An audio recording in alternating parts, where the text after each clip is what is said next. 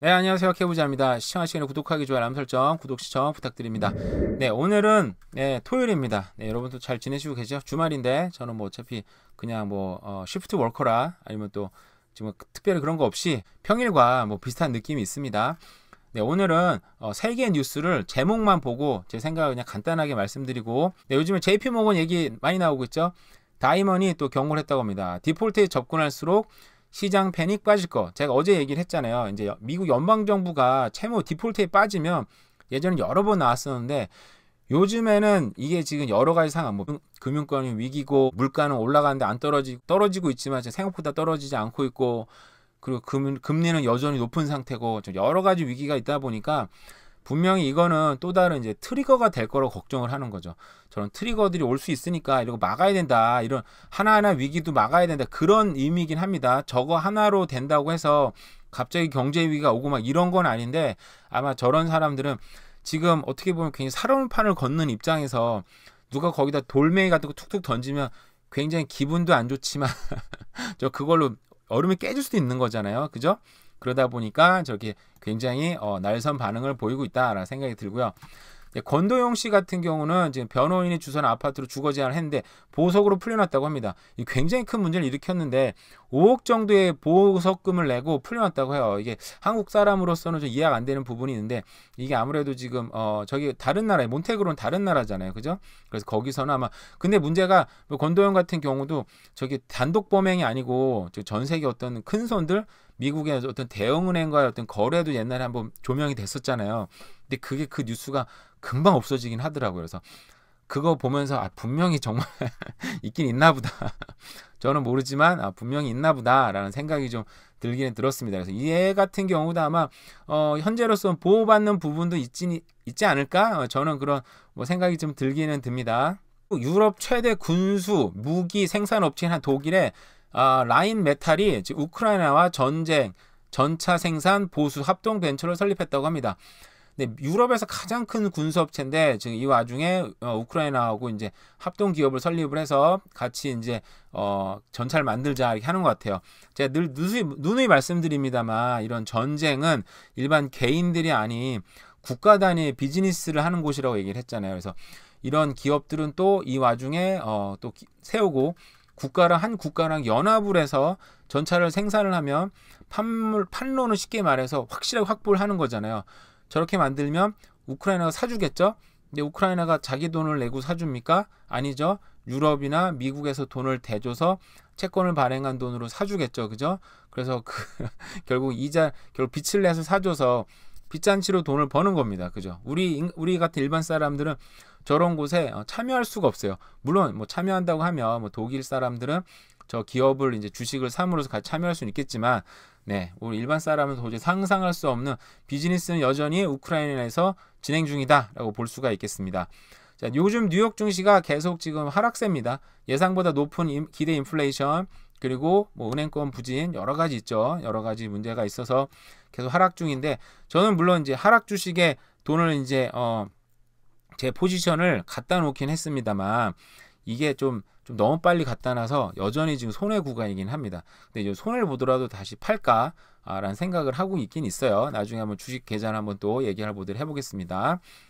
네, 이탈리아가 대표적인 1대1로의 나라였어요. 그래서 지금 이탈리아에도 은근히 중국 사람이 너무 많더라고요. 왜냐하면 이탈리아가 의료나 이런 지금 뭐라 그러죠? 어페럴 그런 산업이 굉장히 많이 발달한 곳인데, 결국은 싼 인건과 어떤 직물 그런 게 정말 필요한데 중국이 정말 그거를 전 세계 공급하는 시장이었잖아요. 그래서 이탈리아 같은 경우는 정말 중국하고 많이 협력을 할 수밖에 없었구나 생각을 했는데, 근데 이탈리아가 지금 중국이랑 협조하면서 굉장히 많은 손해를 보고 사회 문제가 많이 일어나고 있습니다. 그러다 보니까 이제 좀 마찰이 일어나는 것 같아요. 왜냐하면 중국하고 같이 한번 손을 잡은 나라들은 원래 예를 들어서 미국 같은 경우에는 미국과 손을 잡으면 그 나라에 일거리를 줍니다. 산업을 일으켜줘요, 사실은. 근데 그렇게 산업을 일으켜서 싼 가격에 미국에 공급하라고. 근데 미국도 그게 필요한 거죠. 근데 중국 같은 경우는 그 나라의 산업을 일으켜주질 않습니다. 일으키긴 일으켜요. 근데 그 나라 사람을 고용을 해야 돈이 그 나라에 흘러 들어가는데, 산업을 일으켜서 중국에 있는 사람들을 데리고 와서 중국 사람들한테 일을 시키고 중국 식당을 만들어서 거기서 밥을 먹게 만들고 중국 그 아파트를 집을 줘서 거기서 머물게 합니다. 그러니까 중국은 돈을 갖고 와서 자기네에서 뱅뱅뱅뱅 돌리다 다시 중국으로 갖고 들어가요. 그러니까 그 나라는 그 항구나 어떤 지역만 주는 거지 아무런 이익이 없는 거예요. 이거를 이제 나라들이 깨달은 나라가 대표적으로 호주였었고요. 그죠? 그 호주가 엄청나게 싸웠잖아요. 이제 이탈리아가 이제 이걸 깨닫는 게 아닌가라는 생각이 좀 들기도 듭니다. 네, 테슬라 중국에서 110만 대 리콜, 회생 제동, 가속 경고, 알람 제한 뭐 이런 문제가 좀 있긴 있더라고요. 제가 근데 며칠 전에 테슬라가 교통사고 난 걸 봤거든요. 사고 난 순간 아니었는데 바로 직후였나 봐요. 앞에서 이제 뭔가 연기가 나서 지나가는 길에 보니까 이 가드레일 가운데 부딪혔더라고요.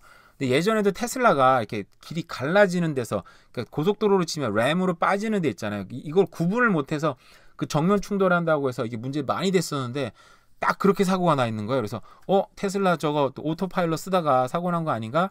근데 뉴스를 찾아보니까 뉴스 나오진 않았어요. 그래서 궁금하긴 했는데 아직 테슬라가 이런 문제들이 좀 있긴 있는 게 아닌가. 뭐 전기차가 아직은 또 계속 만드는 구간이니까 생각이 듭니다. IMF도 미국의 디폴트 우리 아까 어제 얘기했었는데 또 다시 한번 나오긴 했네요. 중국 같은 경우는 이제 은행, IT 서비스 직원이 월급의 70%를 깎였다고요 하고요. 그리고 역대 최대 대졸자 쏟아진다. 중국 최악의 취업난.